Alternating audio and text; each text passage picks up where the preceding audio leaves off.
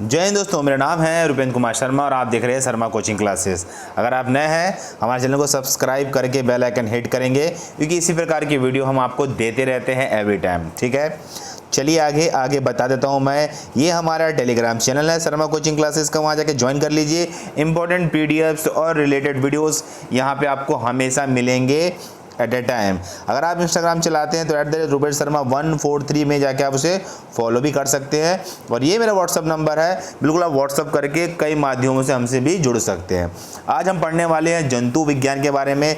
इस टॉपिक को चालू करने से पहले बता दूं कि जंतु विज्ञान किस किस कोर्स के लिए है। ठीक है, तो एकदम क्लियर कर देता हूं मैं सभी को ना, जो मेरे पेड क्लास के बच्चे हैं उन सभी को, कि ये सभी कोर्स के लिए एक ही वीडियो है। चाहे आप सीजीपीएससी वाले स्टूडेंट हो पेड कोर्स के, सीजी व्यापम में आप पटवारी वाले हो, रेवेन्यू इंस्पेक्टर वाले हो, हॉस्टल वार्डन वाले हो कि एसीएफ रेंजर वाले हो, ऑल गवर्नमेंट जॉब जितने मेरे पेड क्लास चलते हैं उन सभी को एक ही वीडियो दिया जाएगा जीव विज्ञान का, जो कि मास्टर वीडियो रहेगा।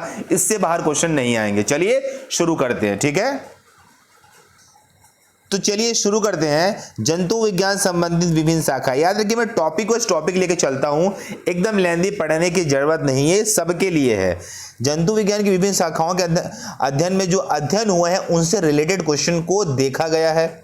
तो कुछ क्वेश्चन को हम यहाँ पे करेंगे समझने के लिए, और इसकी पीडीएफ सारे पेड ग्रुप के बच्चों को दी जाएगी। ठीक है, पहला क्वेश्चन, आकारिकी मतलब अगर आप इसको डील करें कि जंतु विज्ञान की वह शाखा जिसके अंतर्गत जंतुओं के बाह्य रूप, रंग, आकार, आकृति का अध्ययन किया जाता है।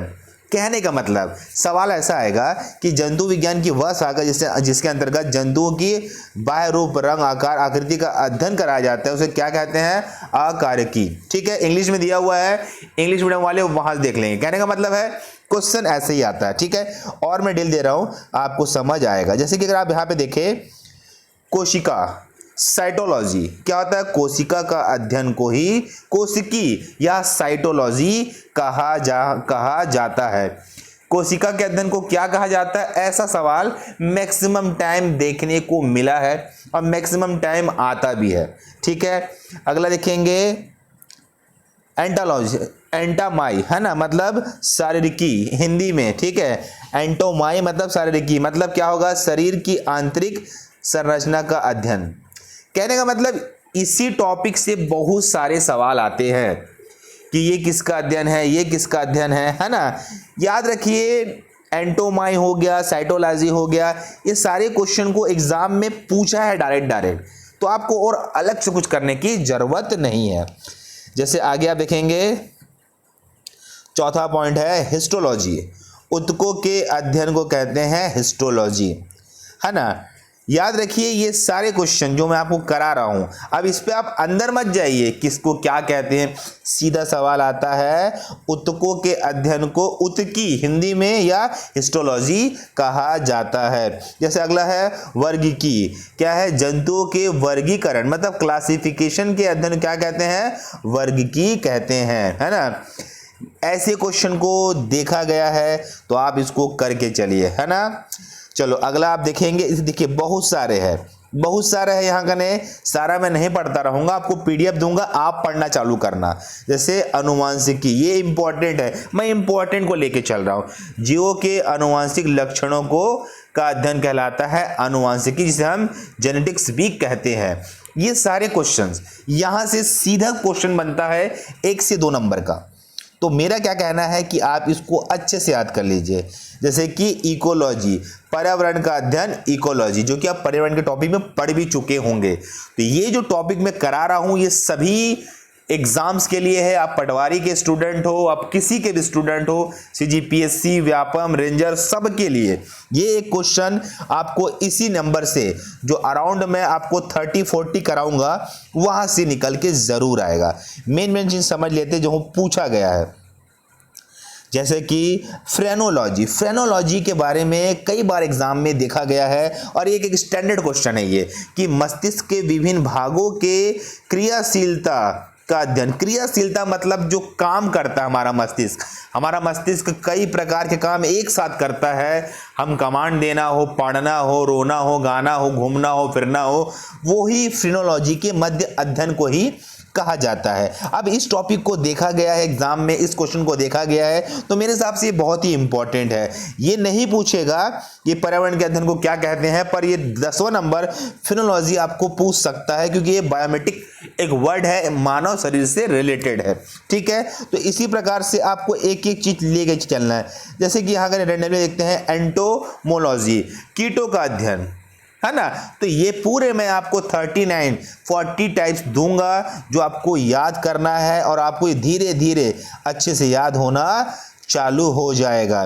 जैसे कि अगर सवाल ऐसा आता है कि वृद्धों का अध्ययन क्या कहलाता है, तो जेरोटोलॉजी, है ना, जेरोटोलॉजी, है ना। याद रखिए ये भी क्वेश्चन बना देता है। ठीक है, याद रखिए इसको भी आपको करके चलना है। कैंसर के अध्ययन क्या कहते हैं, ऑन्कोलॉजी, है ना, ऑन्कोलॉजी कहा जाता है। तो चीजें समझ लो, यहीं से क्वेश्चन निकल के आएगा, इसी को आपको करना है।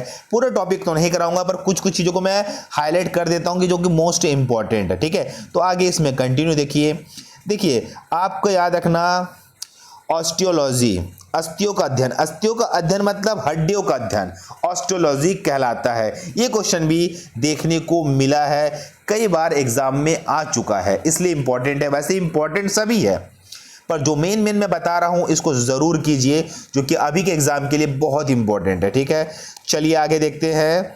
जैसे आप देखेंगे एथोलॉजी, जंतुओं का व्यवहार का अध्ययन, क्योंकि आप जंतु विज्ञान पढ़ रहे हैं तो ये आपको पता होना चाहिए, ये आपको पता होना चाहिए। रक्त का अध्ययन, हीमोटोलॉजी, रक्त का अध्ययन कहलाता है, हीमोटोलॉजी कहलाता है। बैक्टीरियोलॉजी, जीवाणुओं का अध्ययन, बैक्टीरिया का अध्ययन।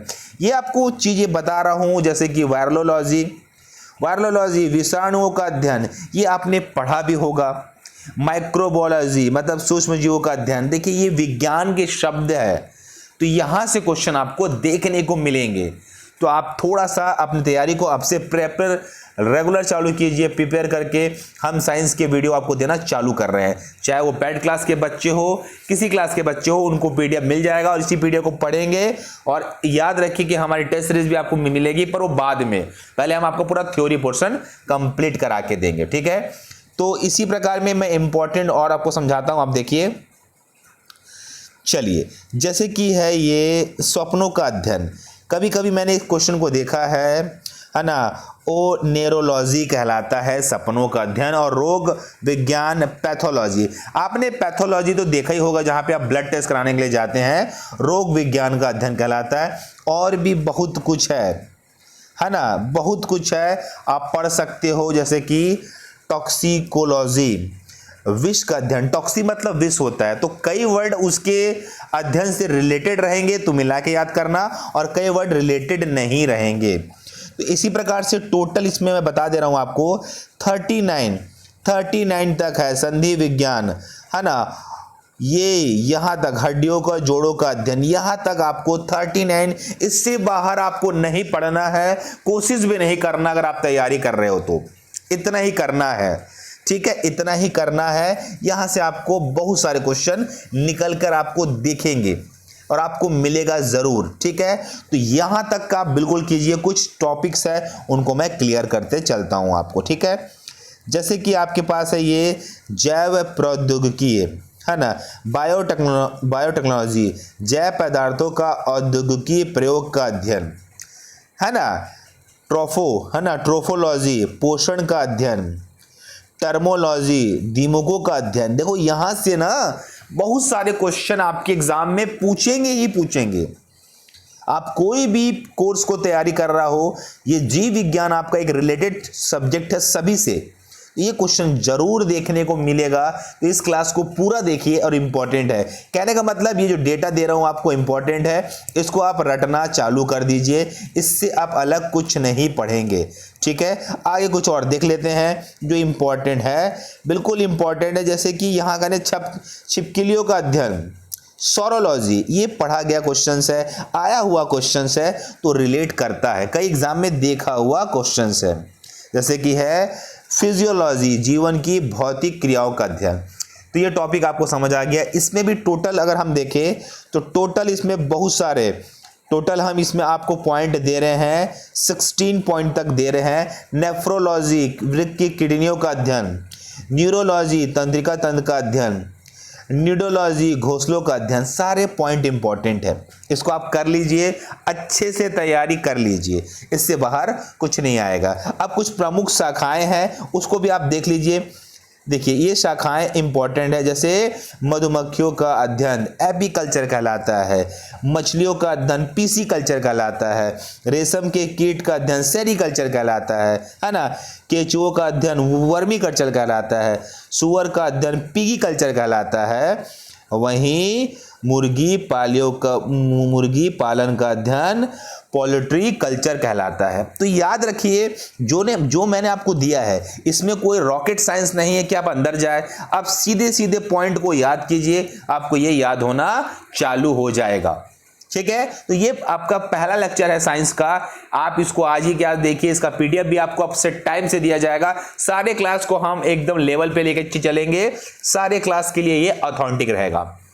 तो अगर आप कोई वीडियो अच्छा लगे लाइक ज़रूर करना, सब्सक्राइब ज़रूर करना। और कहने का मतलब ये है कि जो बच्चा हमारे टेलीग्राम से ऐड नहीं है अब तक, मेन चैनल से, चाहे वो किसी भी ग्रुप का हो पेड मेंबर का, वो यहाँ पे ज्वाइन ज़रूर करेगा। और ये मेरा व्हाट्सअप नंबर है, हमारी पेड कोर्सेज चलती है, वो हमसे बात करके कोर्सेज की जानकारी ले सकता है, तैयारी कर सकता है। और याद रखिए इंपॉर्टेंट हम क्लास चालू कर दिए हैं सभी के लिए, तो आप रेगुलर अपनी तैयारी को कर सकेंगे। ओके, धन्यवाद, थैंक यू।